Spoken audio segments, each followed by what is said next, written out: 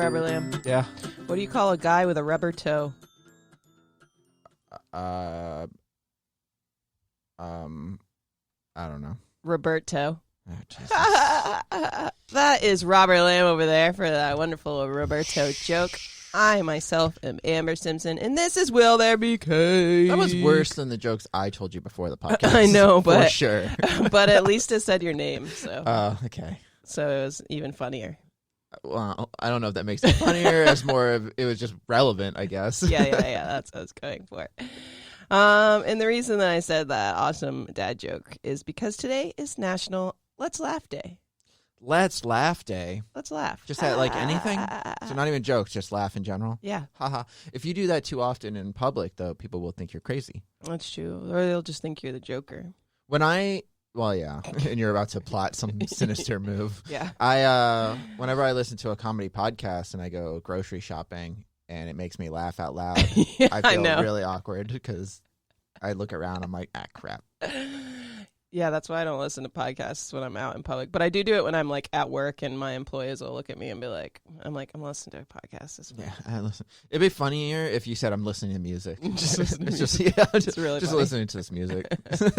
It's great. I mean, they still think I'm really weird when I tell them to listen to a podcast because they're young and they don't listen to podcasts. Yeah, that's weird. What's weird? That they don't listen to podcasts? What do young people do now? Like I'm talking about early 20s. They just go on TikTok, I think. Yeah, I that's know what a makes them couple of laugh. like early 20s that I like work with, and I think that's all they do. And really. they Snapchat. They Snapchat and then they like do Instagram stories because they don't even post to Instagram anymore. It's like just stories. It's just stories, yeah. Just stories, and then I see a lot of TikTok. Like I remember one girl was like showing me like just like TikTok video after. I'm like, I get it.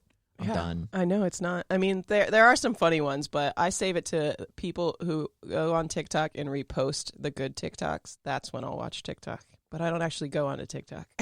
It's just I like hung out with someone one time, and she like that's Did she all she stop did what for you were- like an hour. Like we were just like talking, but the whole time she's also Scrolling. I through thought she was TikTok. recording it. no.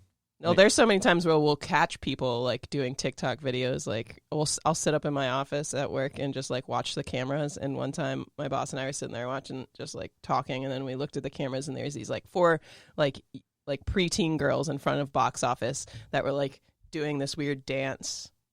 Like they had their cameras set up like against a post and they were like doing this weird dance, and we were like, what the fuck are they doing? And one of our employees was like, they're probably TikToking. I'm like, oh yeah, that's a thing. But that's so weird. Like It's that's so all it is like it's most from what I've seen. Mostly it's lip syncing stuff or dancing. Mm-hmm. That's weird. No, I've seen a lot of good cat videos, so that's fun. I mean, that's fine. I saw the dirty mom jokes or whatever. The guy telling his mom dirty jokes and stuff. Oh, And that she's just like disgusted every time. That was funny. that is funny. I love it. But I listened to I don't know if I've told you this. I started listening to the Smartless podcast. It has Jason Bateman, Sean Oh, Hayes, yeah. and Will Arnett or whatever. So that's recently, and they crack me up like because they just pick on each other the whole time. So that's what I'll listen to at work and start just laughing hysterically, especially when they like it's either Jason Bateman like jokes or Will Arnett jokes. Like them making fun of either one of them is hilarious. Nice. But Yeah, anyway, funny guys. it's Let's Laugh Day. Let's laugh. It's good for you to laugh. I remember one time my mom taught me, she read somewhere or something that if you get on your back, lay down on the ground, get on your back and like wave, kick your feet and wave your arms around and just start laughing. You're supposed to do that like for What? a few minutes a day, and then you'll start actually laughing and it's good for you. My mom taught me that if I just got to the floor and I got with everybody, we could do the dinosaur. Is that so pretty No. similar? No. Yeah, but that just seems a little weird. It is weird. It's so funny. I remember like telling one of my supervisors one time about it, and she's like, "Oh my god, let's do it!" So we just did it in the middle of the floor and at the theater, and she's like, she thought it was the most hilarious thing. It worked. See, made her laugh. I mean, I think being around other people when they're laughing, it helps make you laugh more. and Oh, for stuff. sure, So, yeah. especially like friends. If you're just laughing around everybody, like they're laughing, and then everybody starts cracking up. That's the best thing about laughter is like Yeah. it makes things that aren't even that funny so much funnier. What How often do you think you laugh so hard that you cry? Not that often. It's not that often, but It's I've not done that it often. before. Yeah, I've done it a couple times. I've done it I've seen you laugh. Yeah. I've definitely done it before, but for me, it doesn't happen that things don't hit me like that. But I've seen you do it, and Adam will laugh. Like last night, he showed me this meme, and it was like, it was just like two pictures of two different actors from a movie, like still shots, and the top one was like my Tinder date's kid watching like the last episode or watching TV or something like that, and then the bottom one was like me waiting for him to fall asleep so I can fuck his mom, and or wondering when his bedtime is so I can go fuck his mom or something like that. And Adam was like he was hysterically laughing, like crying, laughing. And I was like, is it really that funny? And he's like, it's just like, I love it when like the pictures are like so perfect for the. It was so funny though. But he gets in those fucking hilarious laughing fits where he doesn't stop laughing for like 10 minutes. Yeah, there's certain things. A lot of it has to do with like just how random something is, like if it just comes out of nowhere and like really catches me off guard and stuff. But like I'm trying to think. I think the last time I do think I laughed one time when Adam was here. We laughed about it was the last time that I think like I was almost crying laughing, and it was like waffle day or something. And I think we were talking about waffles, and I don't remember like who brought up like the shape of waffles or something like that, but I made like a comment like, yeah, I only eat waffles that are round because that's the shape of my mouth. Like, keep your square waffles away. And I remember Adam was cracking up, and it made me crack up even more. And I think like that was the last time like I almost was like crying laughing. But I love it. Yeah. Other than that, like there are some times obviously with friends and stuff. Alcohol helps sometimes too. Alcohol definitely helps. But I was thinking about like, because I was reading those articles about like the missing watching movies in theaters with people, and like I totally forgot about that. Like watching a funny movie or a movie that's not even that funny. Like I feel like that Coming to America, the second one, like I feel like I would have enjoyed it 10 times more if I did watch it in a theater with full of people, because like especially like an urban movie, like the things that make Black people crack up, like, and it just makes me like laugh hysterically, and I love it so much. I will say some of the comedies that I've watched, like Wedding Crashers or Anchorman, like when I saw those in theaters, it was like a packed theater, and like I remember people like cracking up and stuff, and like that did like help make me laugh too. But I think that was probably like I'll say that one movie that made me like cry from laughing, and it's a really bad movie, but I couldn't.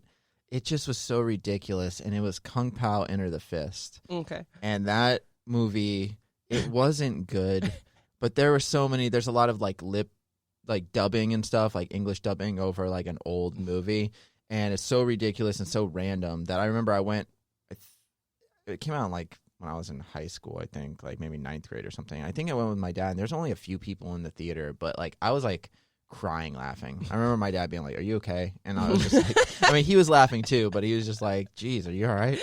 And like that was the last movie that actually made me cry laughing. There's other movies that made me laugh, but that one, like, for some reason just got to me. Nice. Yeah. I love it. But yeah, laughter is super healthy for you. It reduces blood pressure, increases immunity response of the body, and boosts heart rate. See, and I think that's why, like, I think you need laughter. Well, yeah, doesn't it build abs too? Yes. Research has shown that 10 to 15 minutes of laughing can burn up to 50 calories. I mean, for me, I will say, like, when I'm on YouTube or really even watching anything, like a lot of my favorite stuff is just like comedy stuff. If I can find the right comedy thing, like, even like Whose Line back in the day, like I love Whose Line. I still watch like clips of it on YouTube every once in a while. Mm-hmm. Like there's just certain things that like, I think that's the most fun is a good funny movie. Like I prefer to watch a funny movie. There's just so many that aren't funny. That's the problem is I feel like over the past even maybe 10 years, there hasn't been like that many comedies that I liked comedies a lot. Well, that's why I was so happy about that one that came out in quarantine, the one that was like Groundhog's Day, because that was like the first good comedy I've seen in a while that I really loved. Palm Springs. Palm Springs. Yeah. I will say there's comedies I liked. Like I liked Anchorman 2, but it didn't make me laugh as much as Anchorman 1. Right. And I liked The World's End and Hot Fuzz and stuff, but those are like, while they're funny in parts, they actually have a real story going on too, where it's like, it's not like continuously stupid laughter and stuff. Right. And so I really liked those movies, but they didn't like make me like die from laughing. I haven't really had a movie like that in a long time. Yeah, me neither. That I can remember.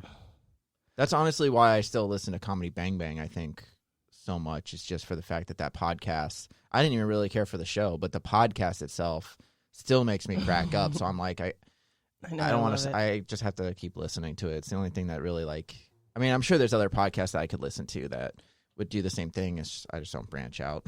How long is that that podcast has to have been around? Because it was one of the first. It's been around for at least like, he did a 10th anniversary 2 years ago. I think it's like the 12th or 13th year maybe. That's awesome. Yeah. When I was listening to an episode of Doug Loves Movies, and I don't remember the name of the guest, but there's a guest on that he writes like a lot of horror films. But they were talking about how like a good horror film, but he writes like, but it's not like strictly horror, it's like comedy horror or whatever. Oh yeah. So they were talking about how much they love that type of movie because like it just makes for a better movie, because otherwise if it's too like cheesy horror, then the audiences like want something funny, and so they're just like kind of make their own jokes at the movie if there's not any like comedy aspects to it. I was like, that's kind of a really good point. I think out of all movies, all genres and stuff, I think the ones that like are really more of a product of their time are both the horror genre and the comedy genre. Comedy, like, yeah, you can watch an old movie and like certain things might still be funny, but it's not as funny as it was in that time. And the same with horror. Like you watch the old Frankenstein movie, that shit was scary to people back then, but nowadays it's nothing. Right, exactly. And other movies like dramas or action or adventure and stuff, those kind of hold up. Like they're still the same type of genre, but I think comedy and horror are really like products of their time. Yeah, I think you're right.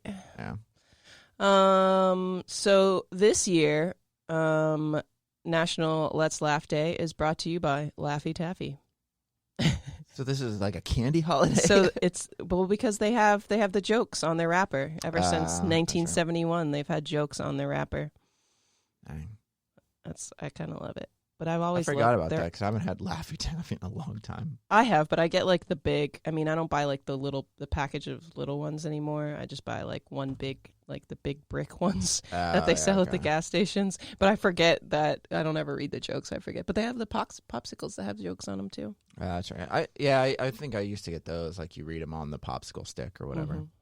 Fun fact, an average toddler laughs about 400 times a day, while an average adult tends to laugh about 15 to 20 times a day. I think that's why people are so miserable. That's probably why. Because toddlers laugh 400 times a day? Yeah, they're jealous. No. I think it's because, in this fast-paced society of ours, people don't just stop and just laugh and hang out with people. Well, it's also everything is so serious. Like people get offended so easily now. And I will say, and not to go down this road at all, but I do. I am scared of.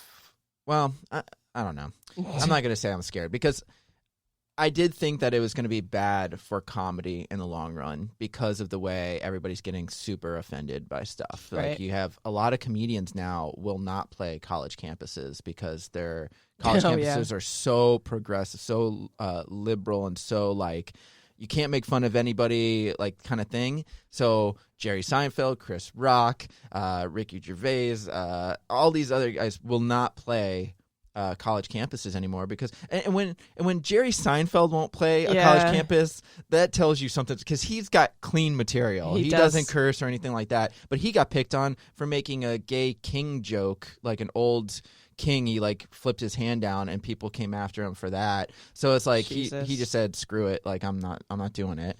And I do worry about comedy in the long run because of that. but I also feel that what people, I guess, are like grouping into like the cancel culture thing of like when it comes to comedy, I think that's going to have like kind of this reverse effect anyways. I think it's a small minority that of people, especially maybe on Twitter, that are coming after comedians when most people don't give a shit. I agree. People have this idea that like when you see something on social media, it means everybody feels that way. No. And it's not. And I learned that because The Last of Us 2, this is going to be a rant, I really liked The Last of Us 2, and it got so much internet hate, and people were saying, "Oh, it's stupid. It's too they're shoving these moral values down your throat, and they're trying to be so inclusive to have a trans person." Like people just ripped into the game, and I was like, "Dang!" Like I'm surprised like that people hated it this much. But then like it soared in sales, and it got voted. They do a vote Joystick Awards. Do like a vote every year of what the best game is from people, and it got the best thing. And people were like, "This is rigged," and they're like, "This is you guys. Like, you guys vote on this stuff." So somebody made a point to say that when you see stuff on Twitter and you see stuff on Facebook, a lot of times you think like this is how everybody feels, but it really isn't. There's a lot of people out there, so who don't even use Twitter exactly, and stuff. And even our age and younger that maybe don't go on Twitter as much as other people do. So exactly, I think comedy will be eventually like it'll be fine. It's just you got to just look past that stuff, and if it's offensive to you, just don't listen to it. Don't listen to it. That's all you have to do. That's not. But people don't get. I don't understand why people don't get that. But people don't get that. It's because people want to control anything. It's the same with literally anything. Like on Facebook, when I'm scrolling through Facebook and I see like something political, or even just like one of our local like not newspaper, but like news things, not even news stations, just like some St. Pete Instagram or Facebook that I follow, like they'll just post something. And like yesterday, someone posted like they're taking down that giant like dildo looking thing on the highway or whatever. The Welcome to St. Pete sign. Yeah.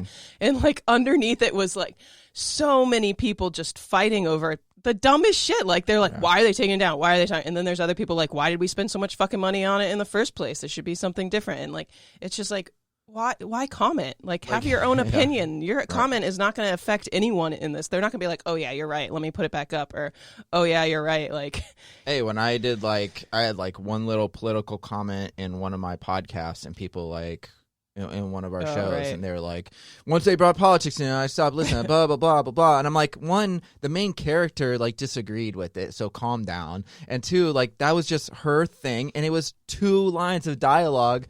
Just chill out. Like, and then not only that is like, and if you don't like it, that's fine. You don't have to. I'm not forcing you to listen to my podcast. If you don't want to listen to one of them, don't listen to it. People, there's this idea of the whole inclusiveness, especially when it comes to comedy or just like entertainment, to have people of different colors and different ethnicities and different sexual orientation. That's fine. I understand that. But just because something doesn't, or just because they make fun of something or whatever it is, you're trying to cancel it, and then you like, I don't want anybody else to watch it. Or like old shows, it's going to completely change someone's life. Like someone's going to be like, oh my God, I need to be this person, when it's really just a joke. And I was just thinking about this the other day, was that a lot of it is coming from like the younger generation. I hate saying that, but it's the younger generation and stuff. Well, I mean, I think it's a little bit, I mean, there's the younger generation I feel is doing like the cancel stuff, like when they do cancel Eminem or cancel this or cancel whatever. And again, it's not everybody; it's just a few individuals and stuff. But like with their mentality, I'm like, you're offended by something doesn't mean other people are offended by it. And for you, an offense is like subjective. Like something that offends me may not offend you. So like you're offended by that, but what if I'm offended by fucking Harry Styles? Then you can't listen to him anymore. No more watermelon sugar. So like that's the thing. It's like, I don't understand how you can be. If you're offended by something, just don't watch it. Just don't laugh. I'm offended by the Grammys in general, because it's always this, like, how did the same people that have won the last, like, whatever. It doesn't matter. I mean, but that's the thing. Award shows, still, like all the award shows, like there's so many snubs for me on the Oscar. Yeah, but even with the Oscars, like I watch the Oscars all the time. I know a lot of it's political, but I hate that now they're going super inclusive. Yeah, and they're making rules for this next year. You have to have 30% diversity in your cast and your crew, you have to be nominated for Best Picture. If you don't have at least 30%, I didn't know that was true. Yeah, Jesus, it's ridiculous. And like some people are like now coming out and being like, this is like I again. Yes, hire black people, hire Spanish people, hire white people to do whatever. Like, hire who you think is best. Hire who you need. Right. Like, depending on what the situation is. I understand being inclusive, but the thing is, to have these rules is ridiculous because now you're like... It doesn't make a movie good or bad depending on who made it. And who had parts a lot of it has to making do with context. Yeah. Like in the movie, they're saying if you don't have 30% of people of color in your movie or whatever, or not even that, if it's all color? Or that's what I'm saying. If you have a black or a whole black cast, like when it's Barbershop or whatever, that doesn't count either. You'd have to have some white people and Spanish people and other stuff in it. Oh my God, so stupid. My thing is now you're kind of limiting what art can be. Yeah, and that's kind of scary to me. And I'm hoping that has a reverse effect too. I think at some point it will. I think we're going. I think people are kind of realizing it's getting a little. I was going to say. I think we're finally. We're at the very tip of going into the reverse effect. Yeah, I think eventually you're gonna have a lot of people just being like, "What?" And again, I'm okay with like companies choosing not to do more Dr. Seuss books or like have those because they have racist depictions and stuff like that. Like that's the company's decision. They're not like banning them. It's not like we're burning them in a fire. No, that's just the company's decision not to make them anymore. So, like, I'm all for that. But when people come out on Twitter or Facebook and like, oh, we need to cancel Robert Downey Jr. from Tropic Thunder, or we need to do this, or we need to... I'm just just chill out. Chill out. Plus, now I feel like eventually they're going to come after my favorite shows like Seinfeld and Married with Children, and I'm going to be sad. Married with Children for sure. I'm surprised that's even allowed to still be on there. I know. I was thinking the other day because, like, I don't know if you've ever... listen to Opie and Anthony, the radio show that used to be a thing. But yeah. not anymore, yeah. But they're like, they say some really fucking, they're dirty guys. Yeah. And I used to listen to it because my ex used to listen to it all the time. Like he used to listen to the morning show every day. So I listened to a large majority of it. And Adam, my current boyfriend, used to listen to it too, and he fucking loves it. Like that kind of comedy like makes him laugh hysterically. And it's not because he like he's not like a chauvinistic person or anything like that, but it's hilarious. Like they're not serious. And they recently did like a 24-hour stream of their show. Like you could go on YouTube and listen to like a 24-hour stream of all their episodes in a row. Yeah. And Patrice O'Neal is like a big part of it too. Are you going to talk about the Louis C.K. thing? No, I wasn't even going to talk about the Louis C.K. thing. No, but Louis C.K. too. Like I know he got like some of the shit he said on that was really bad. Well, no, there is... I mean, not to cut you off, but Patrice O'Neal and Louis C.K. were, I think, on an episode, I think it was Opie and Anthony.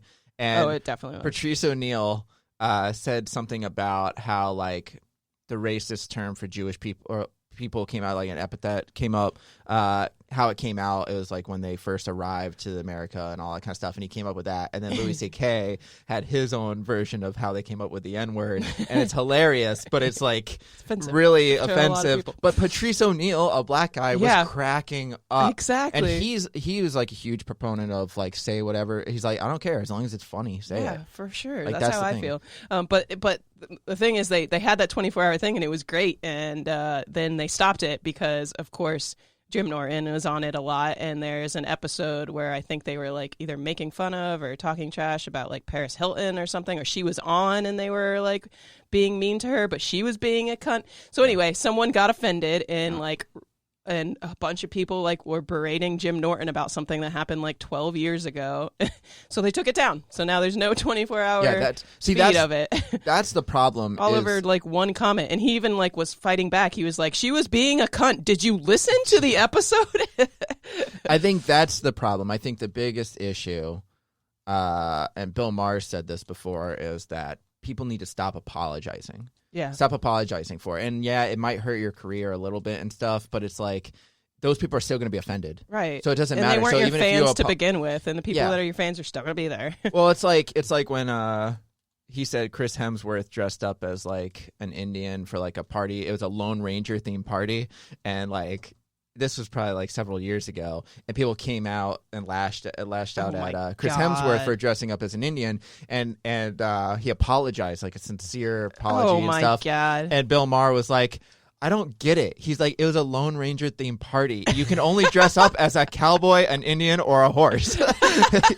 But he's just like, it's just kind of ridiculous at that point. At this point, and it's the same thing with like the whole blackface thing. Like, I understand that blackface comes from like a dark era of Hollywood when they wouldn't hire black people and just dressed up people to be in blackface and stuff and did stereotypical things.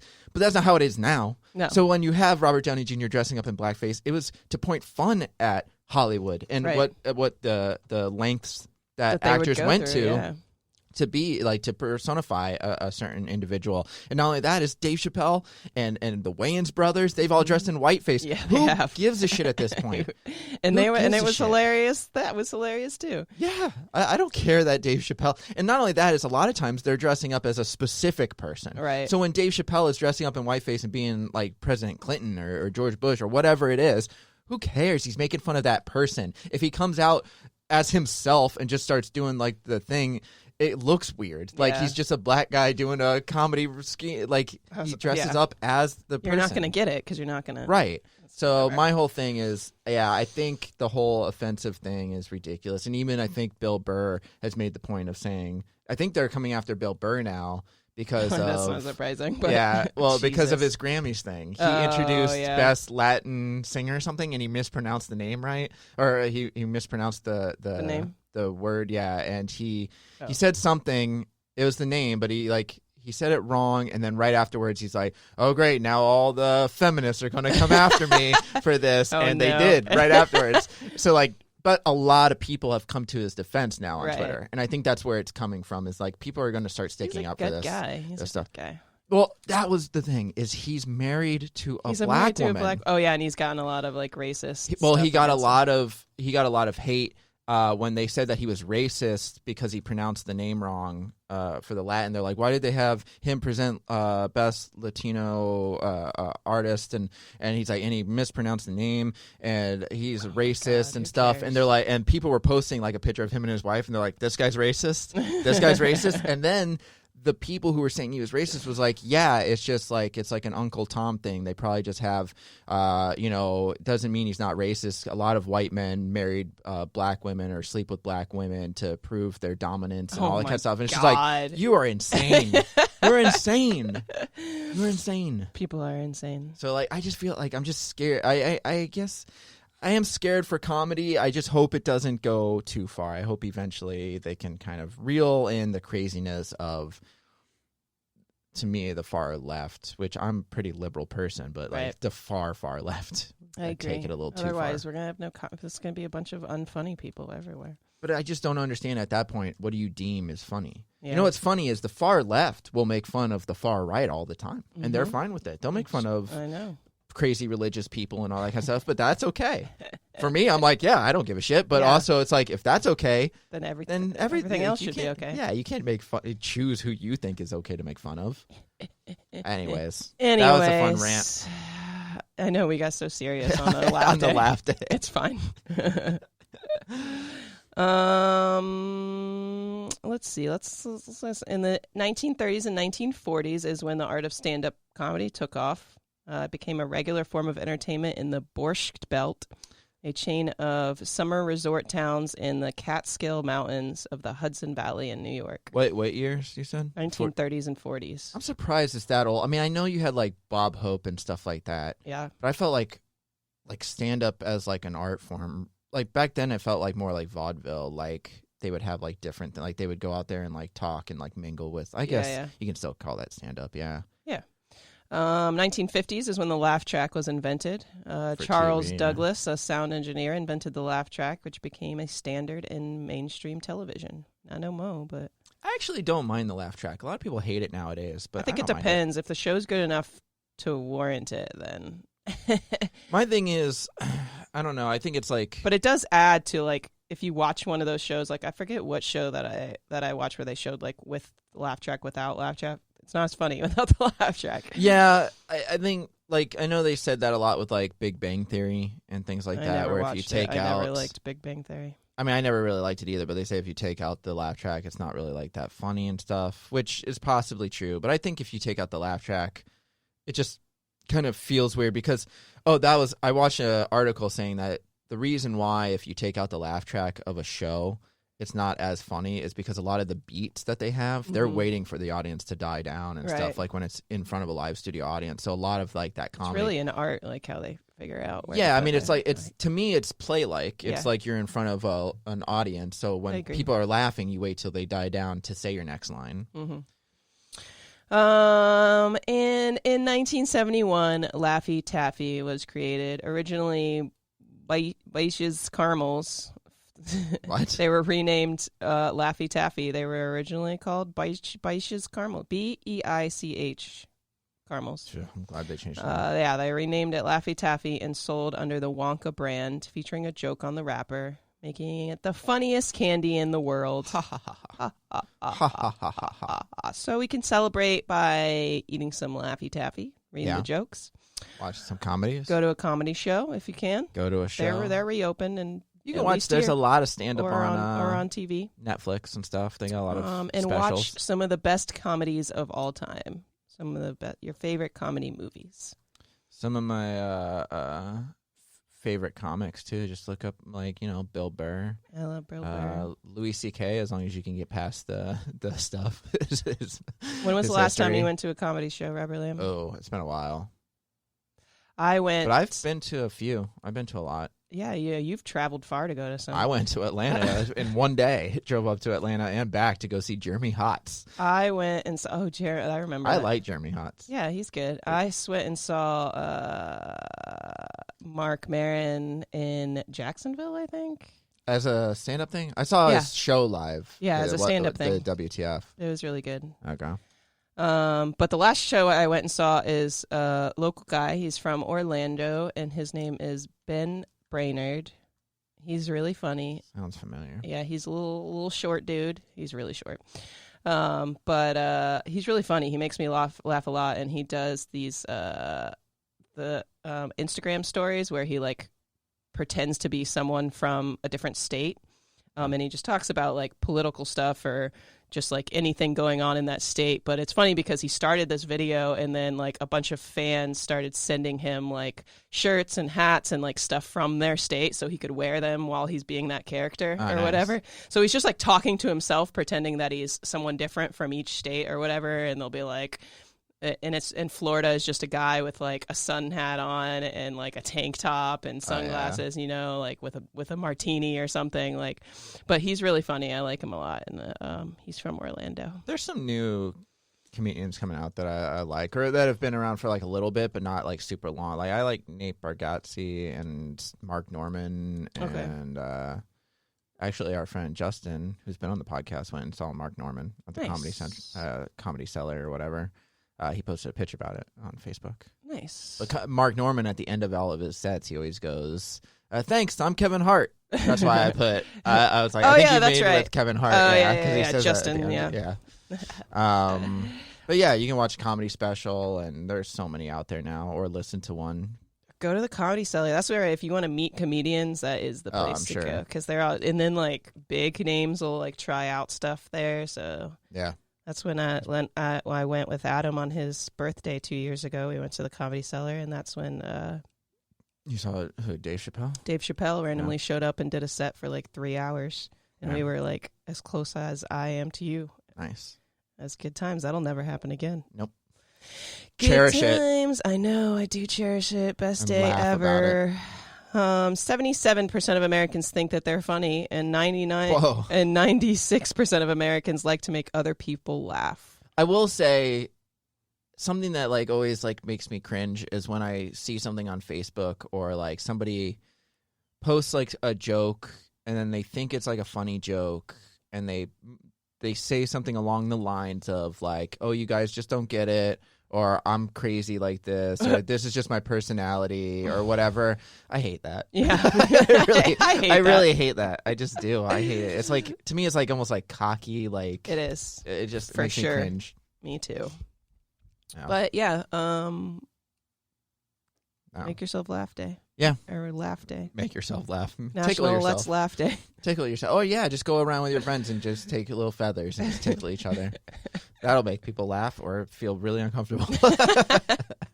Which will make you laugh, I think. Exactly. Cool. For sure. Do we have a cake today? Yeah, we have a cake. For sure.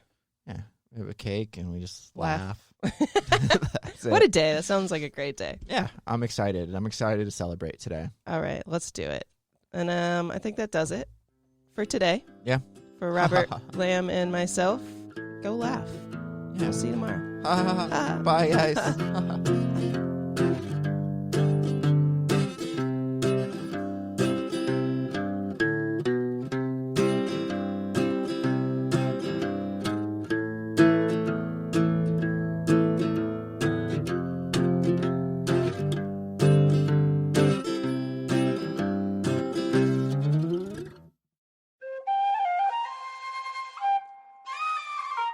This has been a Seven Lamb production.